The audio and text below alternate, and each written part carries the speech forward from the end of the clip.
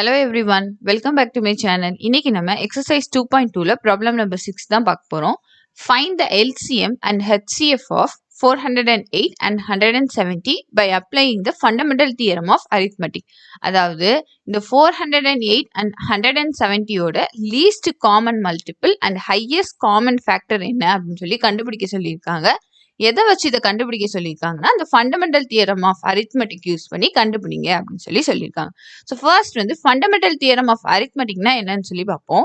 The fundamental theorem of arithmetic என்னன்னா every natural number except one can be factorized as the product of primes and this factorization is unique except for the order in which the prime factors are written. அதாவது எல்லா natural நம்பருமே நமக்கு தெரியும் natural numbers வந்து ஒன்ல இருந்து start ஆகும் அப்படின்னு சொல்லி தெரியும். ஸோ 1 2 3 எக்ஸெட்ரா எல்லாமே நேச்சுரல் நம்பர்ஸ் தான். அதாவது எல்லா பாசிட்டிவ் இன்டீஜர்ஸுமே நமக்கு நேச்சுரல் நம்பர் தான். இந்த தியரம் என்ன சொல்லுதுன்னா ஒன்னை தவிர இருக்க மிச்ச எல்லா நேச்சுரல் நம்பரையும் நம்ம ப்ராடக்ட் ஆஃப் பிரைம் நம்பர்ஸா எழுத முடியும்.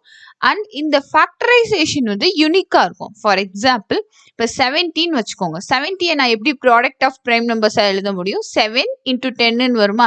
அந்த 10 எப்படி என்னால ப்ராடக்ட் ஆஃப் பிரைம் நம்பர்ஸா எழுத முடியும்? 2 into 5 எழுதலாமா? அதாவது இந்த 70 என்னால ப்ராடக்ட் ஆஃப் பிரைம் நம்பர்ஸா எழுத முடியுது. ஏன்னா இந்த 70ன்றது ஒரு நேச்சுரல் நம்பர், அது போக அந்த 70ன்ற நேச்சுரல் நம்பர் ஒன்னை விட பெருசா இருக்கு. ஸோ இப்படி ஒன்னை விட பெருசா இருக்க எல்லா நேச்சுரல் நம்பரையும் என்னால ப்ராடக்ட் ஆஃப் பிரைம் நம்பர்ஸா எழுத முடியும். அது வந்து யூனிக்னு சொல்லியிருக்காங்க. யூனிக்னா என்னன்னா அது ஒரே ஒரு வழியில தான் இப்படி எழுத முடியும். இந்த 17ன்ற நம்பரை வந்து வேற ஏதாச்சும் பிரைம் நம்பர் வச்சு என்னால இப்படி எழுத முடியுமா? முடியாது, கண்டிப்பா முடியாது. ஸோ இந்த 3 பிரைம் நம்பர் வச்சு மட்டுமே என்னால 70 ப்ராடக்ட் ஆஃப் பிரைம் நம்பர்ஸா எழுத முடியும். அதாவது 70 ப்ராடக்ட் ஆஃப் பிரைம் நம்பர்ஸா எழுதுறதுக்கு எனக்கு ஒரே ஒரு வழி தான் இருக்கு. ஸோ அதனாலதான் அவங்க என்னன்னு சொல்றாங்கன்னா இஸ் யூனிக்னு சொல்றாங்க. Except for the order in which the prime factors are written. Except for the ஆர்டர்னா நீங்க பிரைம் ஃபேக்டரை எப்படி வேணா மாத்தி எழுதிக்கலாம்ல. நான் இந்த ஆர்டர்ல எழுதியிருக்கேன். நீங்க 2 into 5 into 7 எழுதலாம், இல்லைன்னா 5 into 2 into 7 எழுதலாம். எப்படி வேணா எழுதலாம். ஆர்டர் இங்க பிரச்சனை கிடையாது. ஒன்னை விட பெருசா இருக்க ஒரு நேச்சுரல் நம்பரை ஃபேக்டரைஸ் பண்ணோம்னா அதை ஒரே ஒரு விதத்துல தான் ப்ராடக்ட் ஆஃப் பிரைம் நம்பர்ஸா எழுத முடியும். ஆர்டர் எப்படி வேணா நீங்க மாத்தி எழுதிக்கலாம். ஸோ இதுதான் fundamental theorem of arithmetic. So இதை வச்சுதான் நம்ம இந்த 2 நம்பரையும் ஃபேக்டரைஸ் பண்ணி அதோட எல்சிஎம் HCF வந்து கண்டுபிடிக்க போறோம். ஸோ ஃபர்ஸ்ட் நம்ம இந்த 408 and 170 வந்து நம்ம ஃபேக்டரைஸ் பண்ண போறோம். ஸோ அப்படி ஃபேக்டரைஸ் பண்ணோம்னா நமக்கு என்ன கிடைக்கும்? ஸோ கண்டிப்பா இது 8ல முடிகிறனால அது 2 டேபிள்ல போகும். 2 4 6 8 and 0ன்ற முடிகிற நம்பர் எல்லாமே 2 டேபிள்ல போகும். ஸோ அப்ப இதுவும் 2 டேபிள்ல போகும். ஸோ அப்படி 2 டேபிள்ல போனா நமக்கு என்ன வரும்? இங்க 4 இருக்கனால 2 2s are 4ன்னு வரும். 0 அப்படியே போட்டுடலாம். 4 2s are 8 அப்படின்னு சொல்லி வரும். நெக்ஸ்ட் நமக்கு இங்க என்ன இருக்கு? 4ல எண்ட் ஆகுதா? ஸோ கண்டிப்பா இதுவும் 2 டேபிள்ல போகும். ஸோ அப்படி டிவைட் பண்ணா நமக்கு என்ன வரும்? 1 2s are 2 அப்படின்னு சொல்லி வரும். இங்க 0 இருக்கனால 0 நம்ம அப்படியே எழுதிடணும். இங்க 4 இருக்கனால 2 2s are 4 அப்படின்னு சொல்லி நமக்கு வரும். ஸோ மறுபடியும் இது வந்து 2 டேபிள்ல போகும். ஸோ நமக்கு 5 2s are 10ன்னு வரும். ஏன்னா வந்து ஃபர்ஸ்ட் இருக்க நம்பர் 1, அது 2வை விட கம்மியா இருக்கனால ஃபர்ஸ்ட் 2 நம்பர் எடுத்துட்டா நமக்கு 5 2s are 10ன்னு வரும். நெக்ஸ்ட் 2 இருக்கா? ஸோ அப்ப நமக்கு என்ன வரும்? 1 2s are 2 அப்படின்னு சொல்லி வரும். ஸோ இந்த 51 வந்து எடுத்து ஆட் பண்ணி பாருங்க. என்னது நமக்கு 6. ஸோ 6ன்றது என்னது? 3 டேபிளோட மல்டிபிளோட ஆன்சர். அப்ப கண்டிப்பா இந்த நம்பர் 3 டேபிள்ல போகும். அப்ப நம்ம 3ன்னு போட்டோம்னா ஃபர்ஸ்ட் எனக்கு 5 இருக்கா? ஸோ 1 3s are 3ன்னு வரும். அப்ப ரிமைனிங் எனக்கு என்ன இருக்கு? 5ல 2 இருக்கா? ஸோ இப்போ இந்த 21 வந்து நமக்கு இருக்கு. ஸோ 21 நம்ம எப்படி எழுதலாம்? 7 3s are 21ன்னு எழுதலாமா?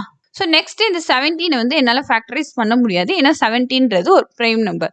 ஸோ இதுலேருந்து எனக்கு என்ன தெரியுதுன்னா இந்த 408ன்ற நம்பரை வந்து அது போக நீங்கள் என்ன நோட் பண்ணணும்னா இது ஒரு நேச்சுரல் நம்பர், அது ஒன்றை விட பெருசாக இருக்கனால தான் அதை வந்து என்னால் ப்ராடக்ட் ஆஃப் பிரைம் நம்பர்ஸாக எழுத முடியும். ஸோ இதை எப்படி எழுதிக்கலாம்னா 408 is equal to எத்தனை 2 இருக்குன்னு பாருங்க. நமக்கு 3 2 இருக்கா? ஸோ 2 cube அப்படின்னு எழுதிக்கலாம். 2 cubeனா என்ன? 2வை வந்து 3 டைம்ஸ் எழுதுறோம். நெக்ஸ்ட் ஒரு 3 இருக்கு அண்ட் ஒரு 17 இருக்கு. அதாவது 408 வந்து என்னால இப்படி ப்ராடக்ட் ஆஃப் பிரைம் நம்பர்ஸா என்னால எழுத முடியும். இது வந்து ஒரே ஒரு வழியில தான் இப்படி நம்ம எழுத முடியும். நீங்க எந்த ஆர்டர்ல மாத்தி வந்து டிவைட் பண்ணாலும் உங்களுக்கு கடைசியா இந்த ஆன்சர் தான் வரும். இப்போ நான் ஃபர்ஸ்ட் 2 வச்சு டிவைட் பண்ணிருக்கேன்ல. 4 + 8 நமக்கு என்னது? 12. அப்ப இதுவும் 3 டேபிள்ல போகும். ஸோ நீங்க ஃபர்ஸ்ட் 3 வச்சு நீங்க டிவைட் பண்ணாலும் கடைசியில உங்களுக்கு இந்த ஆன்சர் தான் கிடைக்கும். ஓகேவா? ஸோ இதே மாதிரி 170 வந்து நம்ம ஃபேக்டரைஸ் பண்ண போறோம். ஸோ அப்படி நம்ம ஃபேக்டரைஸ் பண்ணா நமக்கு என்ன வரும்? 0ல முடியறனால 2 டேபிள்ல போகும். இங்க என்ன இருக்கு? எனக்கு 17 இருக்கா? அப்ப நான் என்ன எழுதலாம்? 8 2s ஆர் 16 எழுதுவேன். அப்ப இங்க எனக்கு என்ன வரும்? ரிமைனிங் 1 வருமா? அப்ப இங்க நமக்கு 10 இருக்கா? ஸோ அத எப்படி எழுதலாம்? 5 2s ஆர் 10 அப்படின்னு சொல்லி எழுதலாம். ஸோ இது 5ல முடியறனால 8 + 5 நமக்கு என்ன வரும்? 13 வரும். ஸோ அப்ப கண்டிப்பா நான் அது வந்து 3 டேபிள்ல போகாது. நெக்ஸ்ட் இருக்க பிரைம் நம்பர் என்ன? இது நமக்கு 5.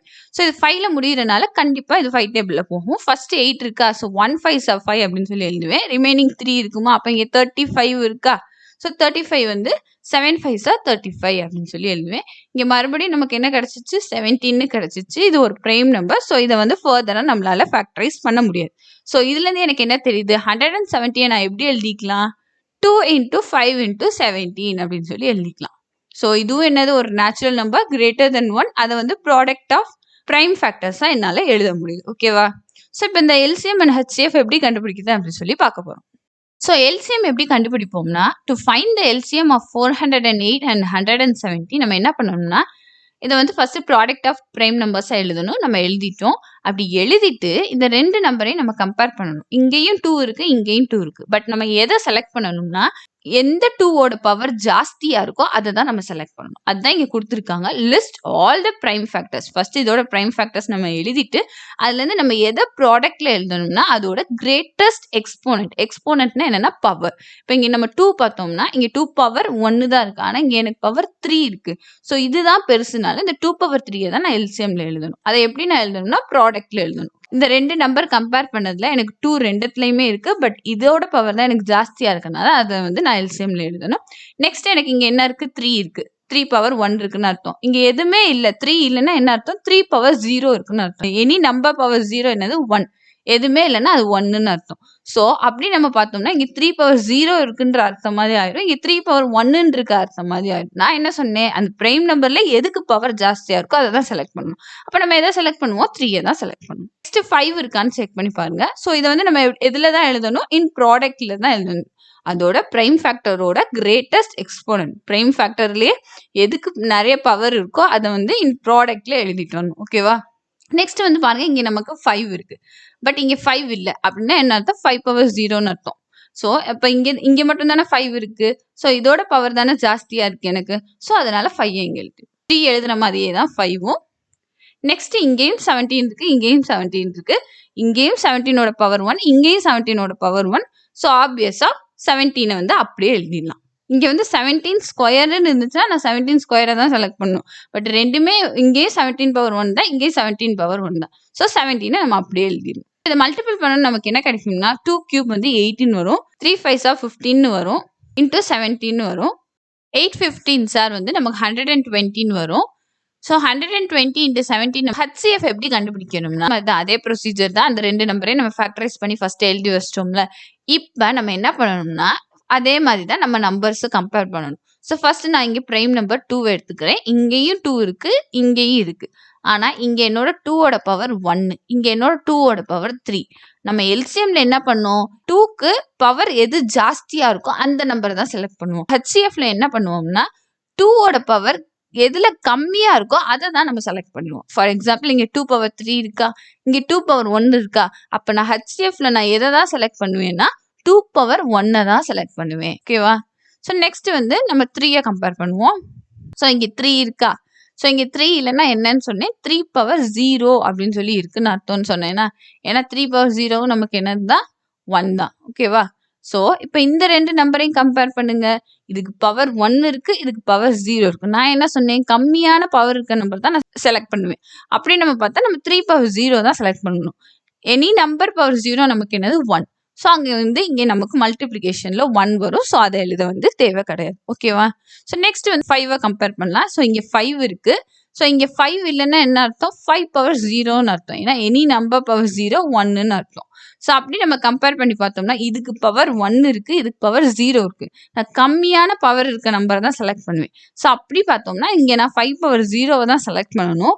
பட் எனி நம்பர் பவர் 0 எனக்கு 1ன்னு தெரியும். மறுபடியும் இந்த நம்பரை ப்ராடக்ட்ல எழுதணும் அவசியம் கிடையாது. ஏன்னா எனக்கு ஆன்சர் எப்படி தான் வரப்போகுது? 1ன்னு தான் வரப்போகுது. ஸோ நெக்ஸ்ட் 17 இருக்கா. 17 இங்கேயும் இருக்கு, இங்கேயும் இருக்கும். இங்கேயும் அதோட பவர் 1 தான், இங்கேயும் அதோட பவர் 1 தான். அதனால 17 நம்ம அப்படியே எழுதிடலாம்.